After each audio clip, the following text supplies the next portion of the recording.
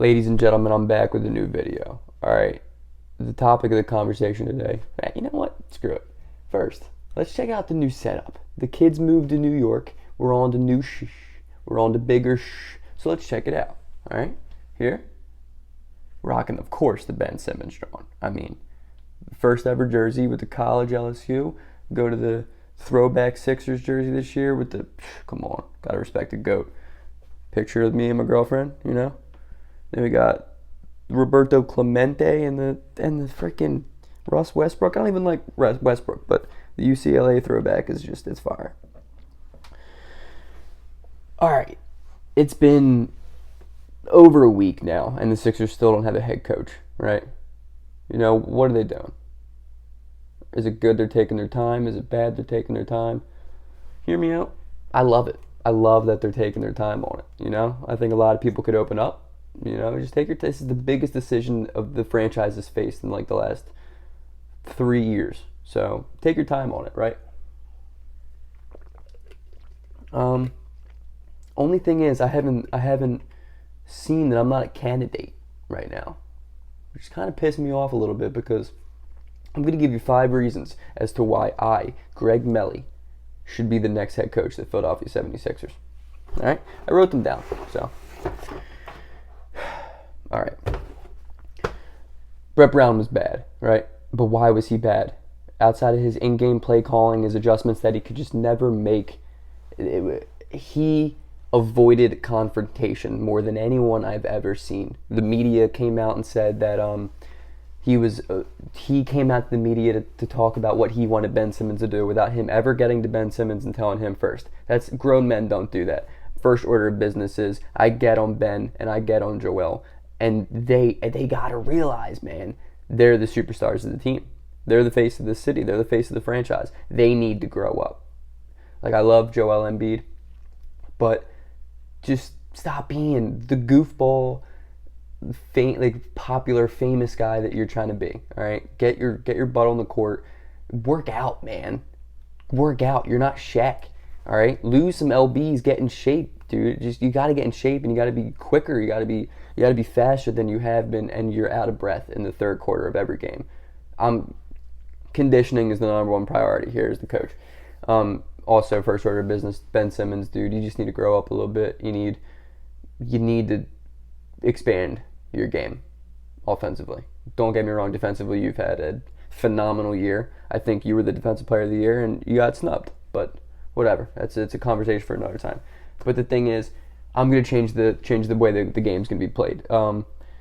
I think the Sixers excel the most in transition. We need to push tempo. We need to avoid half-court offense as much as we can. Like, I'm talking 7 seconds or less type D'Antoni type stuff without the high-volume threes.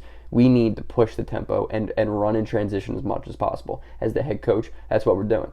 We're going to grab a board, and we're just going to go quick outlet pass to Ben, quick outlet pass to Josh, quick outlet pass to Shake, and just push the tempo. Ben Simmons is a top 5 transition player in the league without question. No one can stop him in transition. No one. The dude's 6'10", and he moves like a point guard.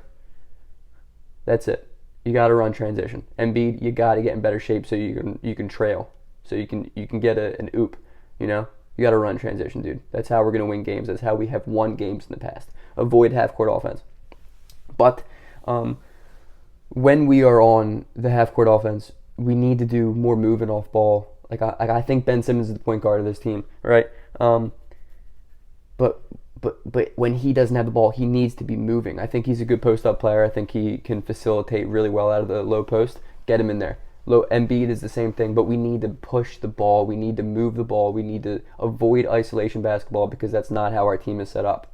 We need to get shooters open, and we need to just move the basketball. Constant. Make that extra pass. Extra pass. The best teams make the extra pass. Even if it's your best shooter, dishing it off to a dude in the corner for just a better look, that's what we need. That's what we need.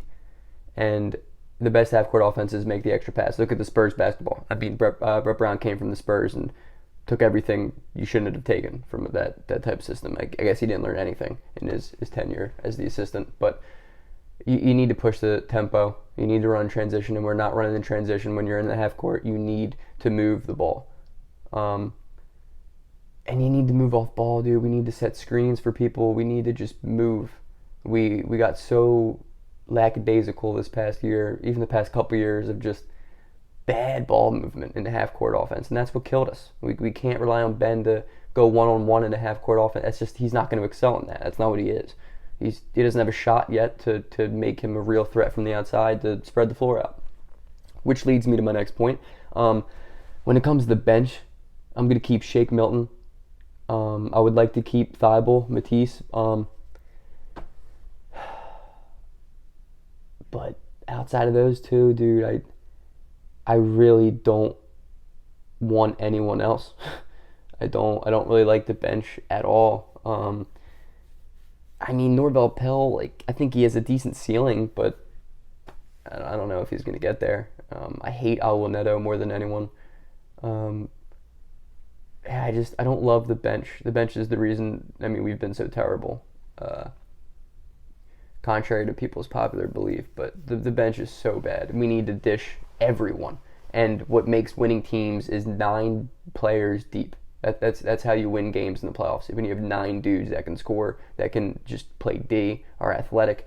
My prototypical dude in a draft is a 3-and-D guy, right? A dude who is athletic, 6'6", a wing, can switch defensively, doesn't demand the ball to score, doesn't need to make his own shot. I mean, granted, we need a dude off the bench that can do that, like a Lou Williams, like many dudes like that. We don't really have that. I think Shake Milton's pretty good. I think he's going to get a lot better too. So I'm a big Shake Milton fan. I don't think we should move him at all. I like Thibault because he's a 3-and-D dude, and that's exactly what we need to surround this team with. We need to have a bench of switchable defenders who can shoot threes and just keep their mouth shut, dude. Not a big ego, and understand that that's what's going to take to win basketball games. I mean, look at the Boston Celtics, right? The Boston Celtics' entire team is made up of that composition, and that's why Danny Ainge is obsessed with the 3-and-D athletic wing. He's obsessed with it.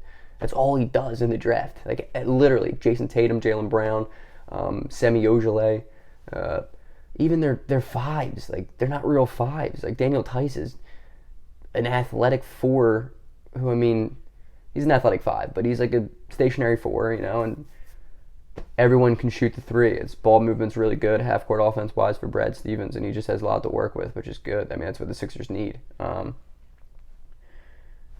think what frustrated me the most watching Sixers games often was their defense, which is ironic because the Sixers defense should be the number 1 in the league. I mean, if you look at Ben Simmons, he is better than anyone as a perimeter defender, better than anyone. If you look at Embiid, he's next to Rudy Gobert when it comes to interior defense. When look at Thibault, dude's a legitimate defender, like a serious legitimate defender. He's one of the best defenders in the league as a rookie. Josh Richardson, great defender. Horford, outside of being the worst human ever, is a good defender. I mean, normally he was a good defender.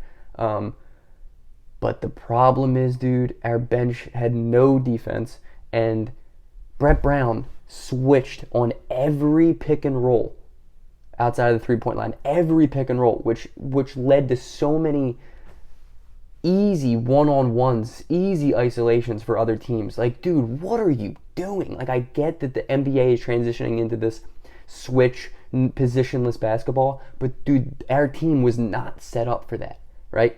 Like, we weren't set up for that. We're not athletic enough to do that. We're not fast enough to do that.